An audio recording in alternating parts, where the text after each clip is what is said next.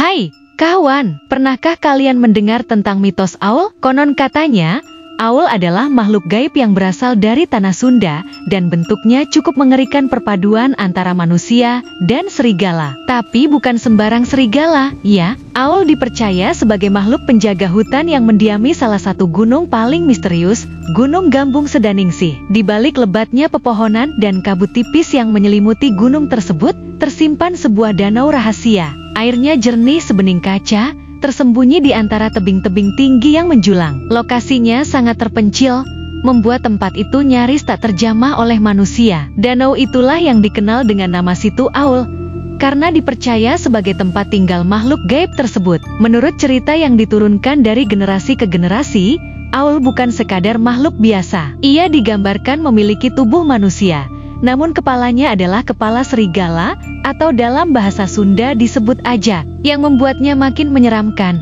Kepala Aul tidak menghadap ke depan seperti manusia biasa, melainkan menghadap ke belakang. Karena itulah, Aul selalu berjalan mundur, menciptakan ilusi dan kebingungan bagi siapapun yang mencoba mengikutinya. Mitos yang berkembang di masyarakat menyebutkan bahwa Aul sering muncul saat ada manusia yang masuk terlalu dalam ke hutan. Ia akan meninggalkan jejak kaki di jalan setapak, seolah-olah menunjukkan jalan keluar. Padahal, jejak itu sengaja dibuat untuk menyesatkan. Mereka yang mengikuti jejak tersebut justru dibawa masuk ke tempat tersembunyi di dalam hutan tempat tinggal Aul dan akhirnya tersesat tanpa jejak. Cerita ini bukan hanya sekadar kisah mistis untuk menakut-nakuti. Di balik sosok Aul, tersimpan pesan mendalam tentang pentingnya menjaga kelestarian hutan. Keberadaan Aul dipercaya sebagai pamali atau larangan keras bagi siapapun yang berniat merusak alam. Mulai dari penebangan liar, perburuan satwa, hingga tindakan mengganggu keseimbangan hutan, semua itu diyakini akan mendatangkan murka Aul.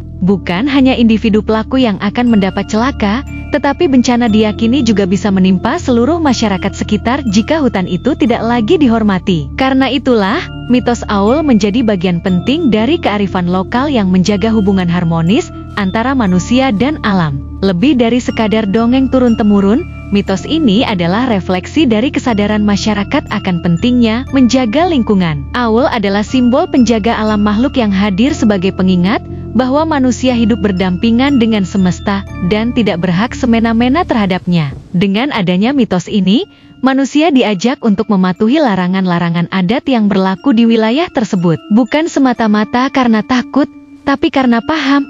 Menjaga alam berarti menjaga kehidupan. Jadi, saat mendengar nama Aul, ingatlah bahwa ia bukan hanya cerita tentang makhluk gaib. Ia adalah suara alam yang menuntut rasa hormat, kepatuhan, dan tanggung jawab dari kita semua.